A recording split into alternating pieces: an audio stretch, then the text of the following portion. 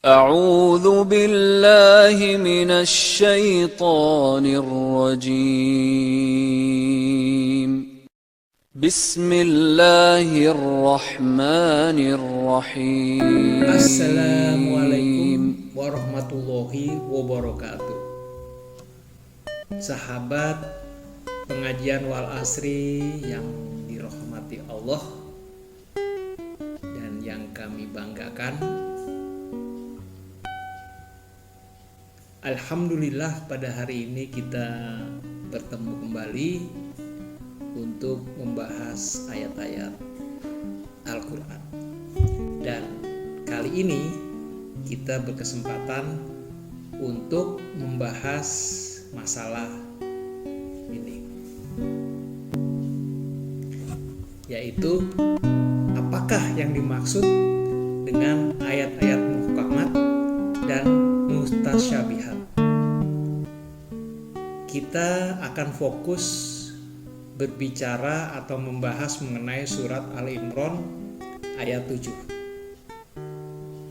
Jadi kalau kita temui di banyak media sosial, maka ternyata pengertian ayat-ayat muhkamat dan ayat mustasyabihat beraneka ragam. Untuk itu, mari kita lihat apa yang disampaikan Al-Quran dan apa manfaatnya bagi kita semua ayat tersebut. هو الذي أنزل عليك الكتاب منه آيات محكمات هن أم الكتاب وأخر متشابهات فأما الذين في قلوبهم زيغ فيتبعون ما تشابه منه ابتغاء الفتنة وابتغاء تأويله وما يعلم تأويله إلا الله والراسخون في العلم يقولون آمنا به كل من عند ربنا وما يذكر إلا أولو الألباب.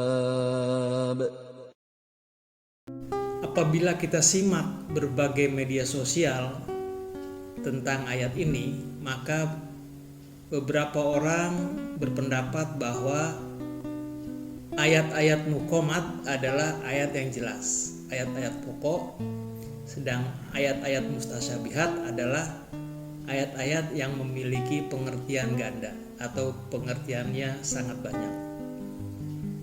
Nah, hal inilah mungkin yang membuat manusia atau kita ini ketika membaca Al-Quran ini memiliki banyak sekali pemikiran-pemikiran sehingga tidak fokus kepada apa yang sedang dibicarakan oleh ayat-ayat tersebut. Nah, untuk mengenal atau memahami Al-Quran, maka kita harus bisa memahami terlebih dahulu. Salah satu kuncinya adalah memahami surat Al-Imran ayat 7 ini. Surat Al-Imran ayat 7 menjelaskan sebagai berikut. Bismillahirrohmanirrohim. Dialah yang menurunkan kitab Al-Quran kepadamu Muhammad. Di antaranya ada ayat-ayat yang muhkamat. Itulah pokok-pokok kitab Al-Quran. Dan yang lain mutasyabihat. Adapun orang-orang yang dalam hatinya condong pada kesesatan, mereka mengikuti yang mutasyabihat untuk mencari-cari fitnah dan untuk mencari-cari takwilnya. Padahal tidak ada yang mengetahui takwilnya kecuali Allah. Dan orang-orang yang ilmunya mendalam berkata, kami beriman kepadanya. Al-Quran semua dari sisi Tuhan kami. Tidak ada yang dapat mengambil pelajaran kecuali orang-orang yang berakal.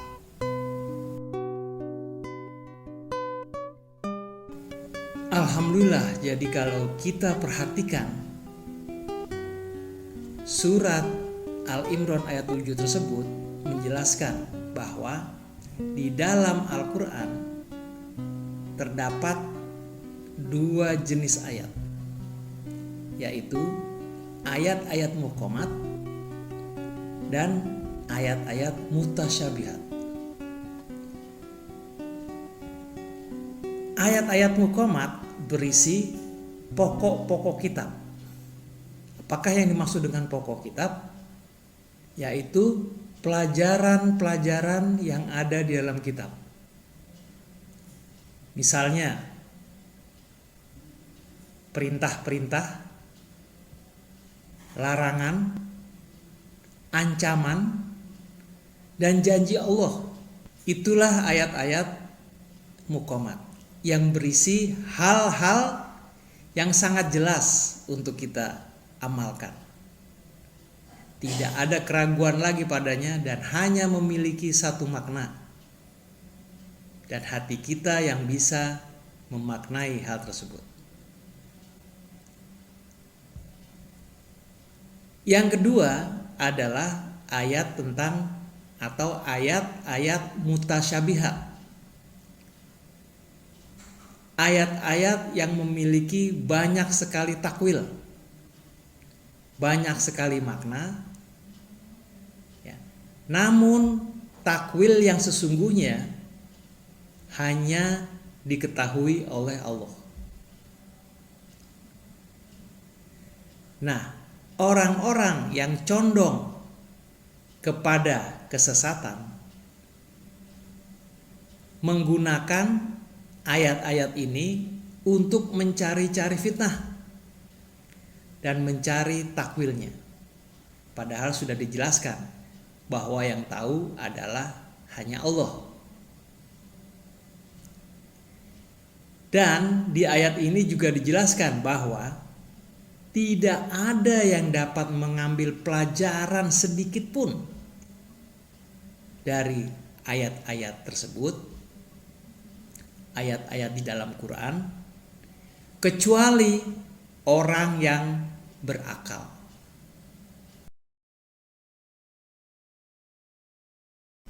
Sehingga ayat tersebut telah menjelaskan kepada kita sebenarnya bahwa ayat-ayat di dalam Quran ada yang muhkamat dan ada yang mutasyabihat.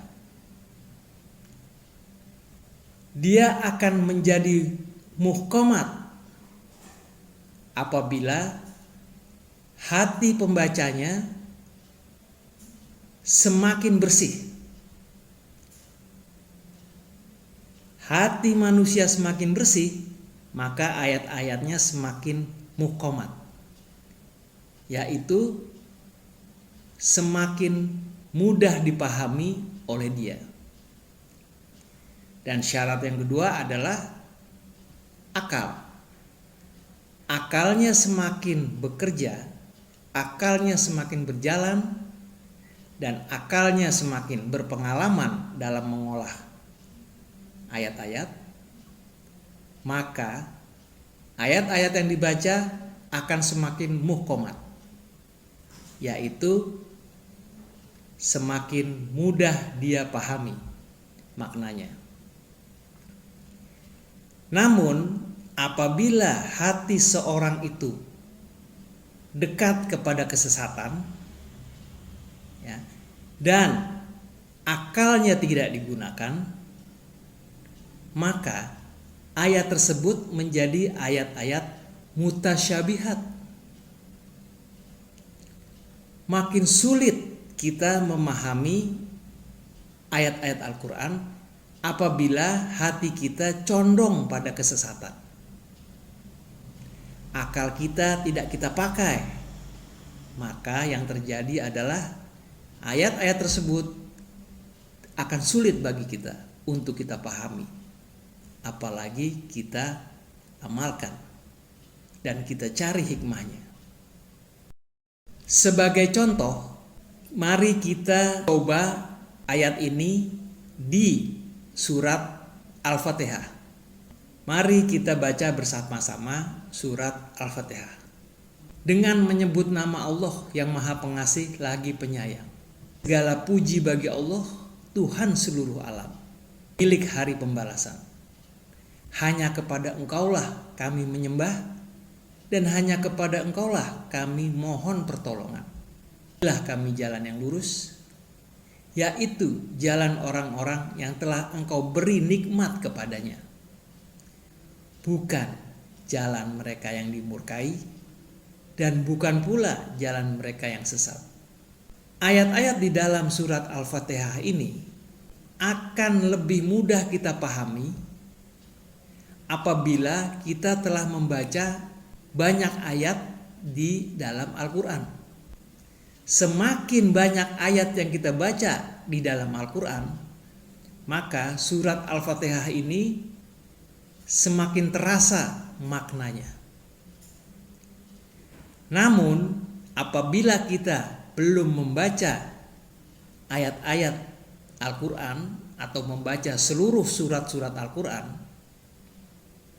maka surat ini sulit kita pahami, karena kita tidak tahu apa yang dimaksud dengan Tuhan seluruh alam. Kita belum tahu apa yang disebut sebagai Allah yang Maha Pengasih lagi Penyayang. Kita belum tahu itu. Kita belum tahu juga apa artinya pemilik hari pembalasan. Siapa yang mau dibalas? Apa yang mau dibalas? Apanya yang mau dibalas? Kita nggak tahu. Lalu ada ayat yang berbunyi begini juga di dalamnya. Hanya kepada Engkaulah kami menyembah, dan hanya kepada Engkaulah kami mohon pertolongan. Kenapa hanya kepada Engkau kami menyembah?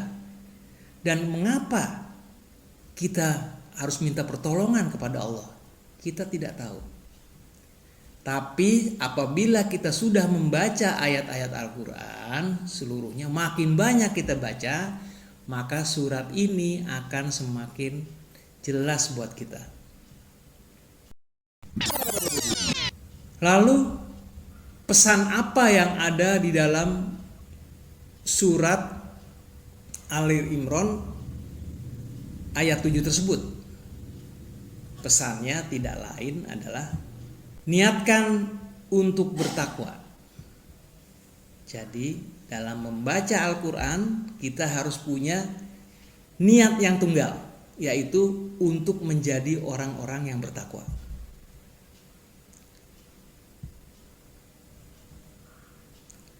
Yang kedua adalah sucikan hati. Untuk dapat memahami Al-Quran, kita harus membersihkan hati terlebih dahulu, agar ayat-ayat itu bisa masuk ke hati kita. Yang ketiga, baca atau pahami seluruh ayat. Seperti yang tadi kita sampaikan, bahwa baca sebanyak-banyaknya ayat. Ya. Yang keempat, kita gunakan akal atau kita harus berkonsentrasi. Istilahnya di dalam Al-Quran itu menghayati atau tadabur. Dan yang kelima adalah yang maha penting, yaitu memohon diberi izin oleh Allah untuk memahami Al-Quran. Bagaimana niat itu ada dalam hati kita? Bagaimana kita menyucikan diri kita atau menyucikan hati kita? Bagaimana kita memahami seluruh ayat? Bagaimana kita gunakan akal atau konsentrasi? Dan yang kelima adalah bagaimana memohon diberi izin Allah. Al-Quran akan menjelaskannya satu persatu. Mari kita niatkan untuk bertakwa. Mengapa harus diniatkan untuk bertakwa? Karena kitab Al-Quran ini tidak ada keraguan padanya, petunjuk bagi mereka yang bertakwa. Itu disebutkan di surat Al-Baqarah ayat 2. Pada surat Al-An'am ayat 155 dijelaskan pula sebagai berikut. Dan ini adalah kitab Al-Quran yang kami turunkan dengan penuh berkah. Ikutilah dan bertakwalah agar kamu mendapat rahmat. Jadi supaya kita bisa mengikuti Al-Quran, supaya kita bisa membacanya, mengikuti terus sampai habis, sampai mendapatkan maknanya, sampai bisa mengamalkannya, maka ujung-ujungnya kita akan mendapat rahmat. Nah, untuk mendapatkan rahmat tersebut, maka kita harus bertakwa. Untuk itulah maka salah satu caranya kita harus niatkan untuk bertakwa. Demikian pula pada surat Al-Anbiya ayat 48. Bismillahirrahmanirrahim. Dan sungguh kami telah memberikan kepada Musa dan Harun Al-Furqan, kitab Taurat, dan penerangan serta pelajaran bagi orang-orang yang bertakwa. Jadi intinya daripada Al-Quran hanya dapat kita terima dalam hati kita apabila kita menjadi orang yang bertakwa.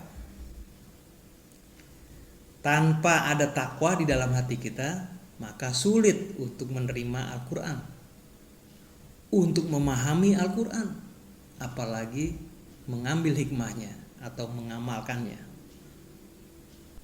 Yang kedua adalah menyucikan hati. Bagaimana menyucikan hati atau menyucikan diri kita? Surat Al-Hajj surat ke-22 ayat 26 menjelaskan sebagai berikut. Dan ingatlah ketika kami tempatkan Ibrahim di tempat Baitullah dengan mengatakan, janganlah engkau menyekutukan aku dengan apapun, dan sucikanlah rumahku bagi orang-orang yang tawaf dan orang yang beribadah dan orang yang ruku dan sujud. Nah, di sini jelaskan bahwa menyucikan hati yang dimaksud dengan Allah adalah jangan menyekutukan Allah. Jangan menyekutukan atau jangan mencari-cari sekutu atau jangan menyamakan Allah dengan apapun. Tidak ada yang bisa disamakan dengan Allah. Karena Allah bersifat maha semuanya, maha segalanya. Untuk itu tidak ada yang bisa disamakan dengan Allah. Mengapa kita mesti menyucikan diri? Mengapa kita mesti menyucikan hati kita? Mari kita lihat di surat Al-Waqiah ayat 77 sampai 79. Insya Allah kita baca bersama ayat ini, maka kita akan memahaminya. Bismillahirrahmanirrahim. Dan ini sesungguhnya Al-Quran yang sangat mulia, dalam kitab yang terpelihara. Tidak ada yang menyentuhnya selain hamba-hamba yang disucikan. Jadi jelas ya, mengapa atau syarat suci itu harus ada. Kenapa? Karena Al-Quran ini hanya untuk hamba-hambanya yang disucikan. Di surat Al-A'la, surat 87 ayat 1-5, ini adalah sebuah contoh bagaimana menyucikan hati kita. Bismillahirrahmanirrahim. Sucikanlah nama Tuhanmu yang maha tinggi,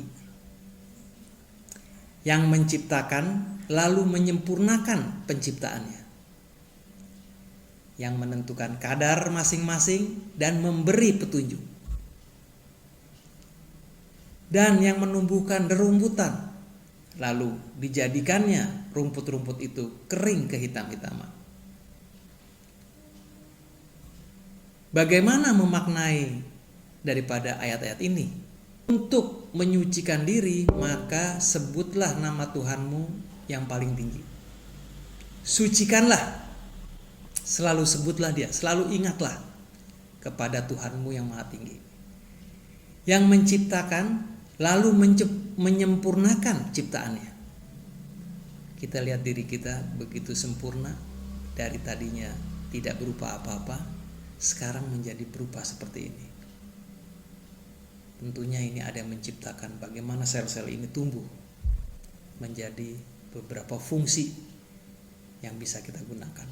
Menentukan kadar masing-masing dan memberi petunjuk. Dia juga memberi petunjuk pada diri kita. Dan kadarnya semua sudah diperhitungkan dengan matang. Jari hanya sepanjang ini, rambut tumbuh di kepala, mata di depan ada 2, mulut cuma 1, telinga 2, semua kadarnya sudah diatur. Dan yang menumbuhkan rerumputan, lalu dijadikannya rumput-rumput itu kering kehitam-hitaman. Apa maksudnya? Rumput tumbuh lalu dibuat hitam, mati tumbuh lagi. Berarti Allah lah yang membuat ekosistem untuk kebutuhan kita, untuk kebutuhan manusia. Dengan menyucikan hati, maka kita akan semakin dekat dengan Allah dan semakin mudah memahami daripada ayat-ayatnya. Yang terkait dengan menyucikan hati berikutnya adalah di surat Al-Anbiya ayat 106. Bismillahirrahmanirrahim. Sungguh apa yang disebutkan di dalam Al-Quran ini benar-benar menjadi petunjuk yang lengkap bagi orang-orang yang menyembah Allah. Jadi salah satu fungsi daripada Al-Quran adalah untuk memberi petunjuk kepada orang-orang yang menyembah Allah. Bagaimana cara menyembahnya? Bagaimana cara mengabdi kepada Allah? Bagaimana cara mendapatkan ridhonya? Nah, itu sudah lengkap ada di Al-Quran. Kalau tidak untuk menyembah Allah, sulit untuk menerima. Cara yang ketiga adalah dengan membaca, memahami seluruh ayat. Seperti yang tadi kita sampaikan, bahwa di surat Al-Baqarah ayat 28 dijelaskan sebagai berikut. Bismillahirrahmanirrahim. Wahai orang-orang yang beriman, masuklah ke dalam Islam secara keseluruhan, dan janganlah kamu ikuti langkah-langkah setan. Sungguh ia musuh yang nyata bagimu. Jadi kalau kita mau belajar Al-Quran atau belajar tentang keislaman, atau belajar tentang jalan yang lurus, belajar tentang penyerahan diri secara mutlak kepada Tuhan, kepada Allah, maka masuklah secara keseluruhan. Artinya apa? Pelajarilah semuanya itu dari Al-Quran. Jangan separuh-separuh, ataupun separuh dari Al-Quran, separuh dari tempat lain. Itu berarti kita mengikuti langkah-langkah setan. Jadi kita campur antara peringatan-peringatan atau wahyu dari Al-Quran, wahyu yang suci ini, dengan informasi dari setan. yang tentunya seperti kita tahu bahwa informasi dari setan adalah informasi yang menyesatkan. Kita campur dia di dalam hati kita, maka hati kita menolaknya. Bagaimana seandainya kita tidak bisa membaca seluruh ayat? Apa yang terjadi? Di surat Al-Furqan ayat 44 diperingatkan oleh Allah sebagai berikut. Bismillahirrahmanirrahim. Atau apakah engkau mengira bahwa kebanyakan mereka itu mendengar atau memahami? Mereka itu hanyalah seperti hewan ternak, bahkan lebih sesat jalannya. Jadi apabila Al-Quran tidak kita pahami secara utuh, secara menyeluruh, maka keutuhannya akan disusupi oleh setan, oleh prasangka-prasangka, dugaan-dugaan kita, mengakibatkan di mata Allah kita lebih sesat daripada hewan ternak. Yang berikutnya atau yang keempat adalah gunakan akal atau konsentrasi. Bagaimana dalilnya? Mari kita baca bersama surat Ar-Ra'd ayat 19. Bismillahirrahmanirrahim. Maka apakah orang yang mengetahui bahwa apa yang diturunkan Tuhan kepadamu adalah kebenaran sama dengan orang yang buta? Hanya orang berakal yang dapat mengambil pelajaran. Nah, di sini Allah menyampaikan bahwa orang yang buta tidak sama dengan orang yang mengetahui apa yang diturunkan. Jadi beda sekali. Bedanya itu di mana? Bedanya itu yang satu menggunakan akal sehingga mendapatkan pelajaran, yang satu tidak menggunakan akalnya sehingga dia tidak bisa mengambil pelajaran dari situ. Karena dari Al-Quran yang perlu kita ambil adalah pelajarannya. Dengan mengambil pelajarannya, maka kita bisa memanfaatkannya untuk diri kita. Di cara keempat ini atau menggunakan akal konsentrasi ini juga dijelaskan di surat Ibrahim. Bismillahirrahmanirrahim. Dan Al-Quran ini adalah penjelasan yang sempurna bagi manusia agar mereka diberi peringatan dengannya, agar mereka mengetahui bahwa Dia adalah Tuhan yang Maha Esa, dan agar orang yang berakal mengambil pelajaran. Dari ayat-ayat ini dijelaskan oleh Allah bahwa untuk memahami Al-Quran, untuk mengambil pelajaran dari dalamnya, perlu menggunakan akal, perlu berpikir. Maka itu kita membutuhkan akal yang sehat. Demikian pula di surat Shad, surat ke-38 ayat 29. Bunyinya seperti ini. Bismillahirrahmanirrahim.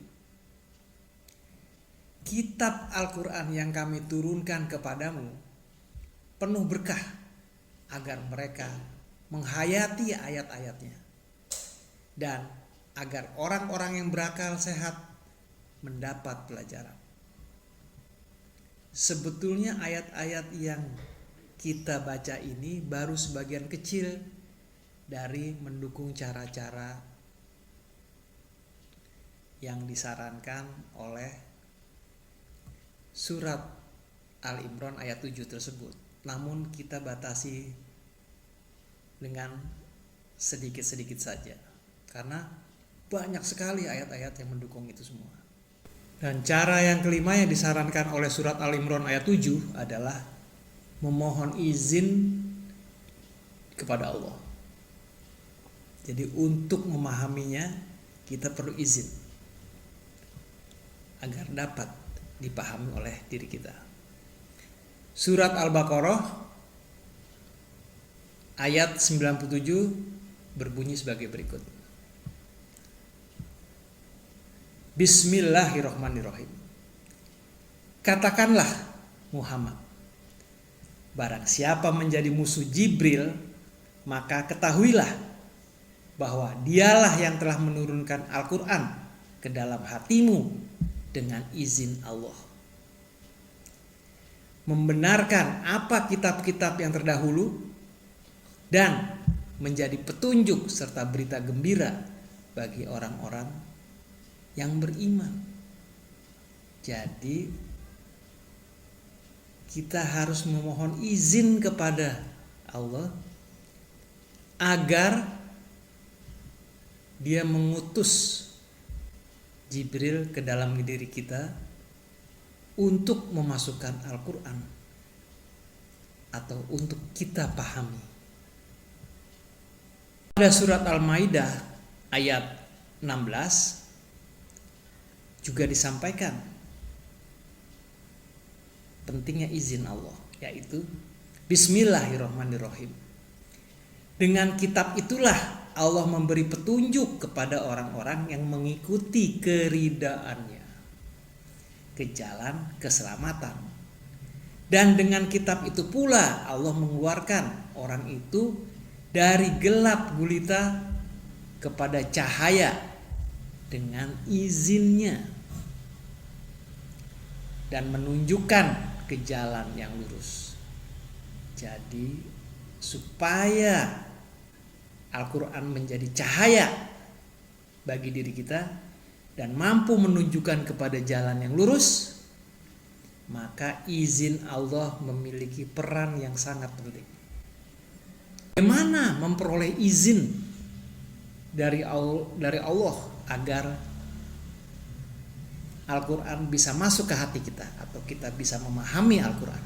Bagaimana caranya? Di surat Al-Fatir ayat 32 menjelaskan hal tersebut. Mari kita baca bersama. Bismillahirrahmanirrahim.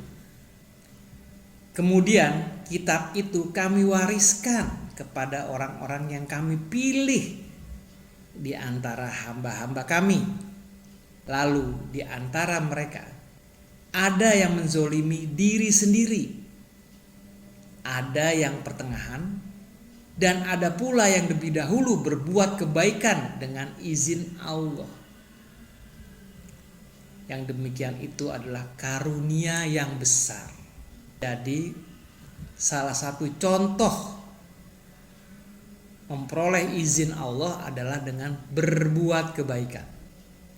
Banyak-banyaklah berbuat kebaikan kepada sesama manusia atau kepada sesama makhluk Allah. Maka izin untuk memahami Al-Quran akan diberikan kepada kita. Itulah salah satu contoh bagaimana pentingnya memohon izin Allah. Banyak sekali penjelasan mengenai izin Allah ini agar kita bisa memahami Al-Quran. Silakan dicari sendiri. Semoga kita bisa menemukan yang lain.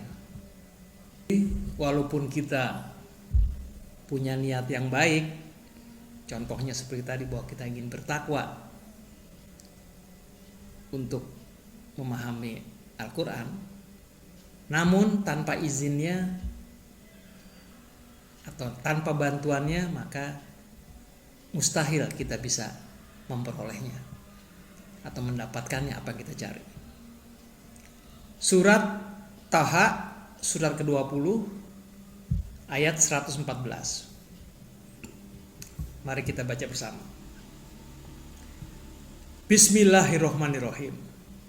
Maka maha tinggi Allah, Raja yang sebenar-benarnya, dan janganlah engkau Muhammad tergesa-gesa membaca Al-Quran sebelum selesai diwahyukan kepadamu, dan katakanlah, ya Tuhanku, tambahkanlah ilmu kepadaku.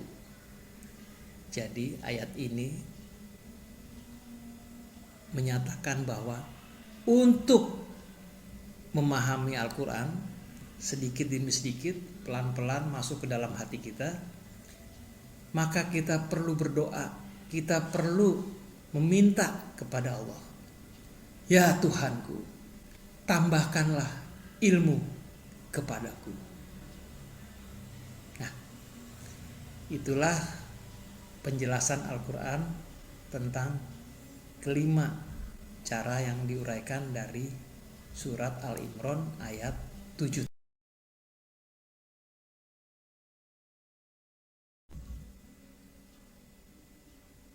Sahabat pengajian wal asri yang dirahmati Allah, demikianlah yang bisa kita pelajari bersama tentang surat Al-Imran ayat 7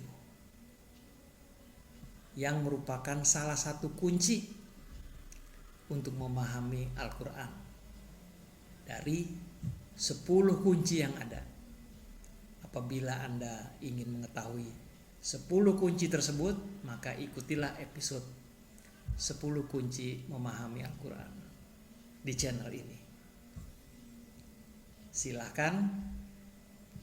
Semoga apa yang kita pelajari kali ini diridhoi oleh Allah, diberi izin untuk dipahami, dan kita bisa mengamalkannya dalam kehidupan kita sehari-hari.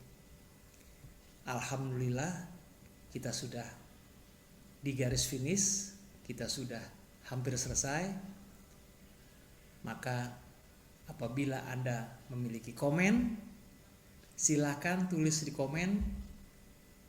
Insya Allah kita akan membahasnya, kita akan mendiskusikannya. Semoga kita selalu dalam perlindungannya. Maha benar Allah dengan segala ayat-ayatnya.